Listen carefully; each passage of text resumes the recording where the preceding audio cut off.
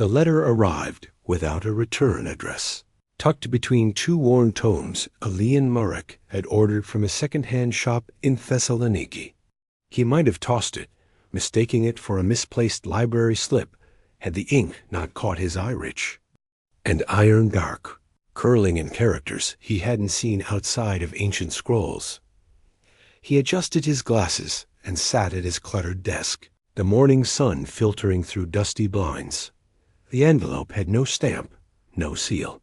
Just a name written in Greek, Marek. Inside, a single sheet folded thrice.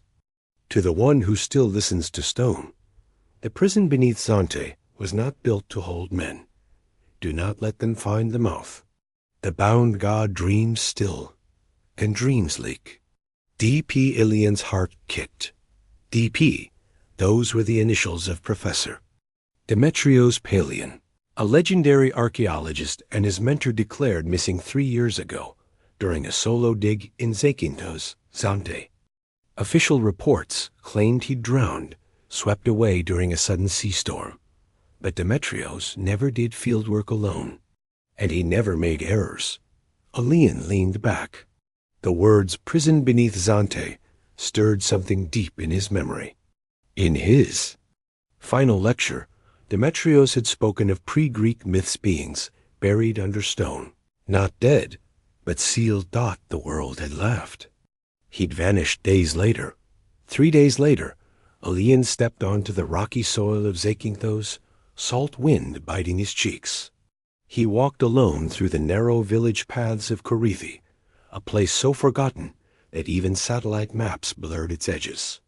The locals stared at him, not with curiosity, but quiet warning. At the base of a cliff near the old Venetian lighthouse, he found it, the remains of a stone outpost, half swallowed by brambles and time. It wasn't marked on any map, not a fortress, not a temple. A prison inside, silence ruled, rust crusted the hinges. Thick cobwebs hung like veils. Elian walked through narrow halls where walls whispered flakes of paint with every step. One room drew him in the final cell at the corridor's end. A single iron door. Inside, a rotted bedroll, ash-blackened straw, and a chill that coiled up his spine. He set his bag down and crouched. The cell's floor was uneven, the stones older than the walls around them. His fingers brushed something unnatural aseam. He cleared dust, revealing a carved outline, a perfect square in the floor, a trapdor. And around its edge, words etched in a forgotten dialect of Mycenaean Greek. Only the jailed remember. Only the forgotten speak. Elian's heart pounded. He stayed the night in the cell, unable to leave. As night fell, the wind outside turned sharp, howling like voices trying to claw their way back in. The moonlight slanted through the barred window, spotlighting the trapdor. Then dash softly. He heard it. A breath. Not wind. From below. The next morning, Elian returned with tools. A collapsible crowbar, portable lanterns, and a handheld scanner used for subterranean mapping. He hadn't slept. How could he, after hearing that breath in the darkness? He told himself it was a trick. Of the wind, a settling stone. Rats, maybe. But when the scanner returned anomalies, an open chamber beneath the floor, extending far beyond the prison's mapped foundation, his last doubts crumbled. It wasn't just a trapdoor.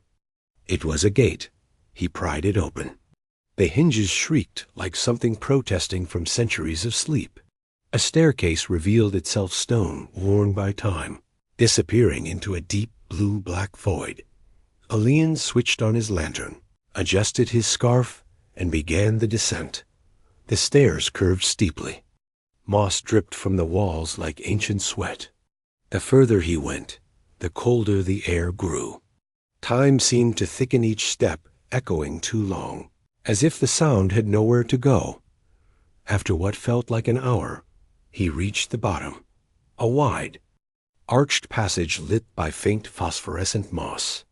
The architecture was wrong, not Mycenaean, not Roman.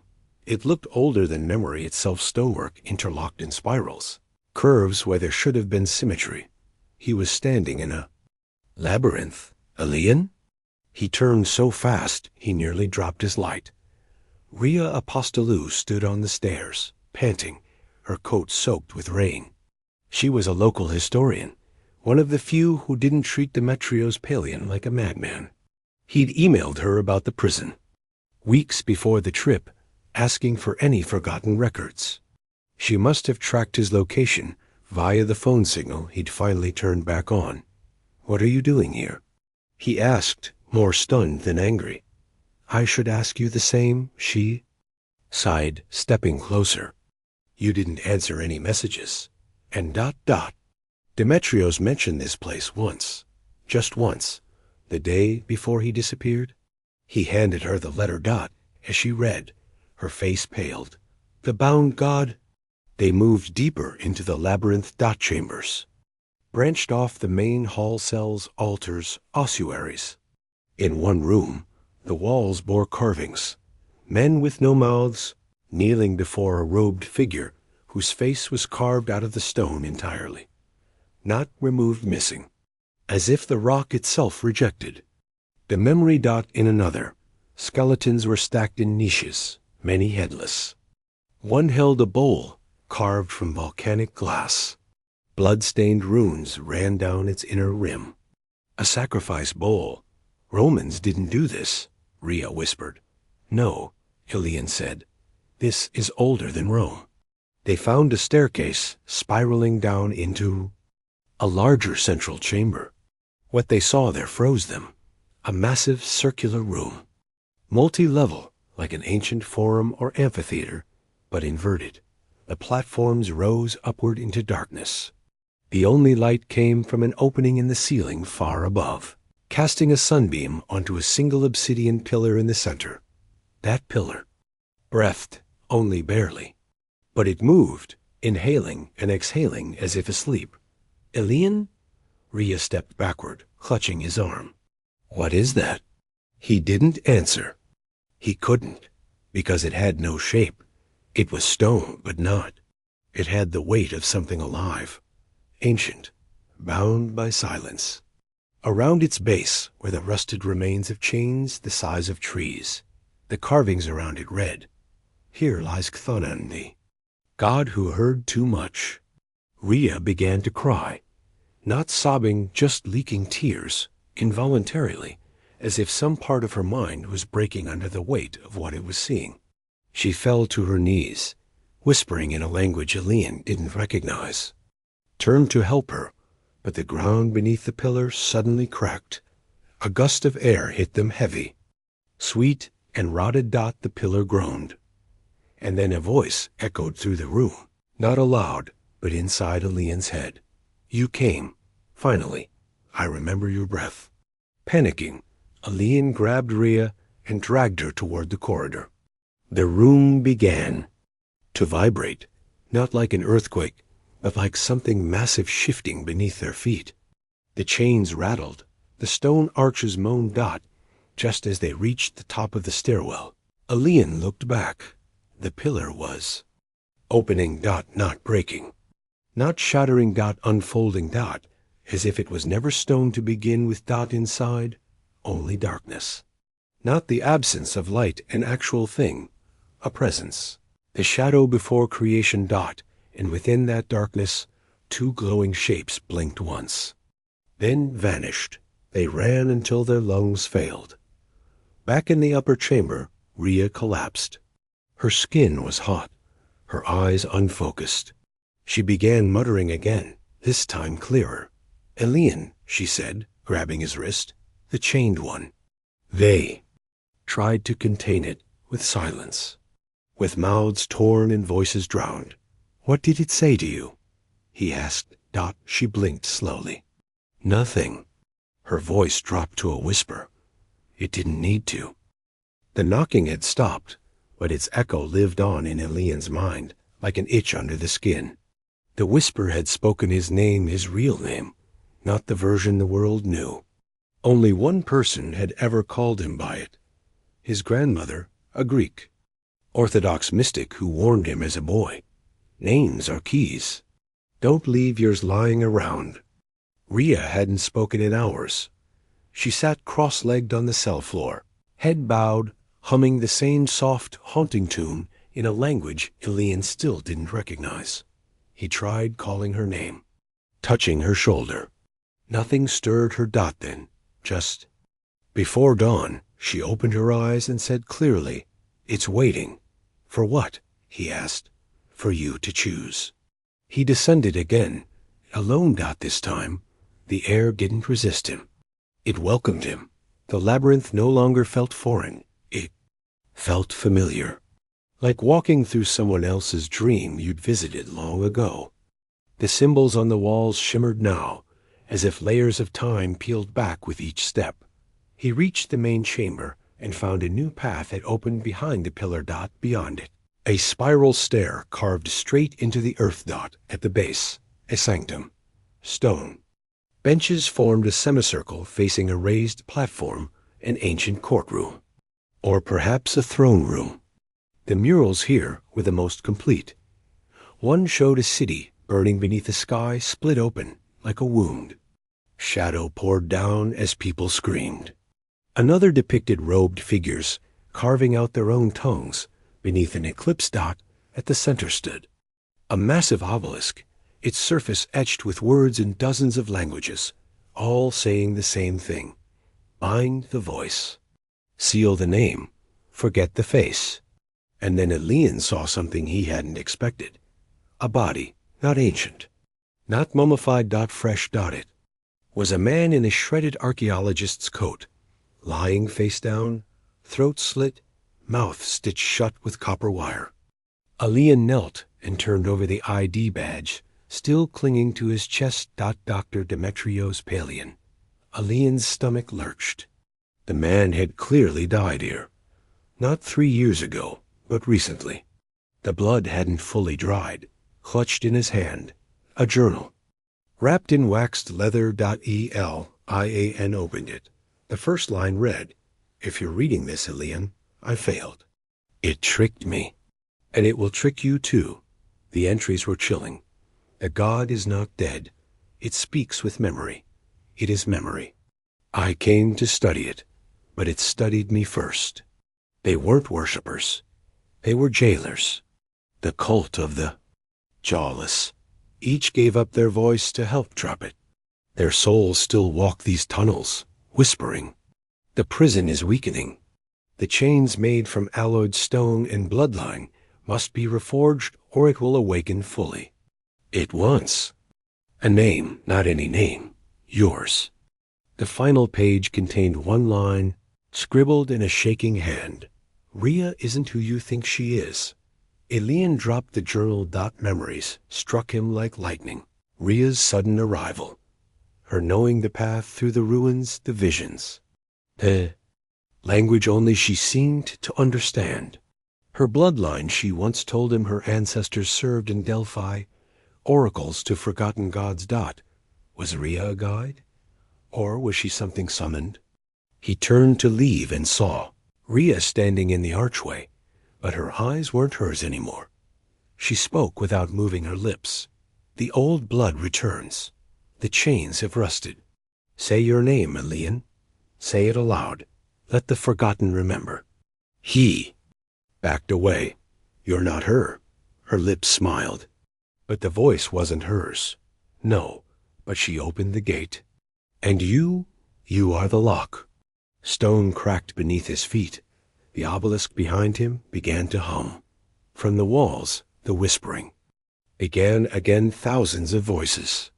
Some wept, some screamed. All wanted him to speak. He reached for the obsidian chain fragment he had taken earlier from the pillar chamber. It was warm, now glowing faintly with symbols. The journal had mentioned it. Reforging requires memory. Willingly given.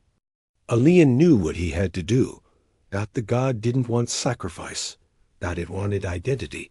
If he offered his name, not to it, but to the chains, maybe he could rebind it. But the cost. would be himself. He faced Rhea if that's what she still was. "Remember who I am," he whispered. "Then say it."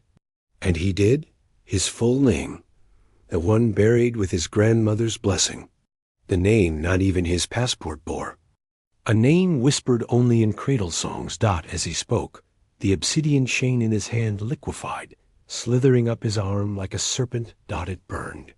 Memories flared his childhood, his parents, Demetrios, every book, every dig, every joy. Then darkness. Cliffhanger, ending of section 3. Elian stood in the prison cell numb. His limbs were intact. His heartbeat steady, but something inside him felt missing. His mind groped for memories and found gaps where thoughts used to be. He remembered Demetrios' Palion. He remembered Rhea's face. He remembered the black stone and the whispers. But not his own name.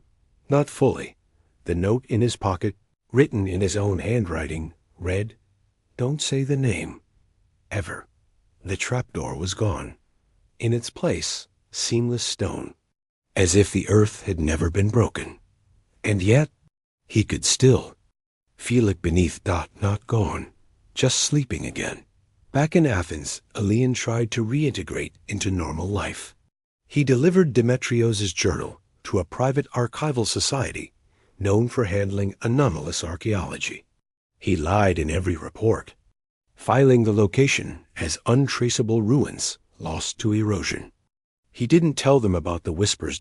Or the black stone, or the choice. He couldn't.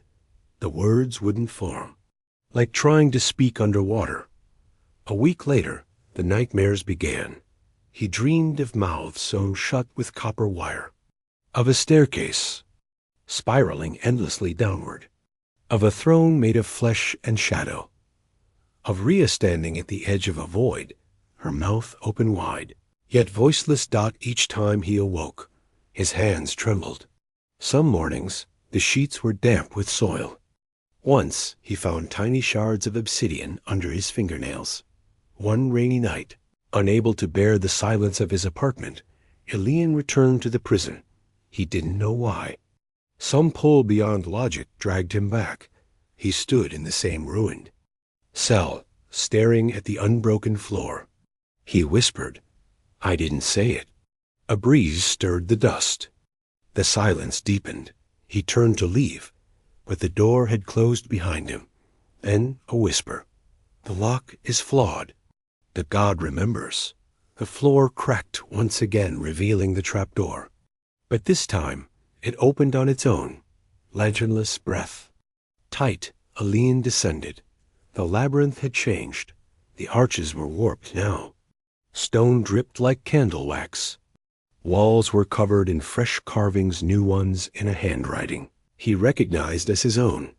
He reached the sanctum where he had found Demetrios. His body was gone. The obelisk had crumbled. The throne room at the bottom, the place where the being once breathed in chains, was now wide open. The pillar? Gone. At the center stood something else. Not a god, not a man, but a form, shaped from darkness and breath, pulsating with memory. And it knew him. "You gave your name, but not your soul." Elian clenched his fists. "I gave enough. Not enough to silence the world. They will come, dig, speak, write, whisper, and I will awaken again." From the walls, the whispering souls of the jawless began to rise, ghostly forms with hollow mouths, hands reaching. But this time, Elian wasn't afraid.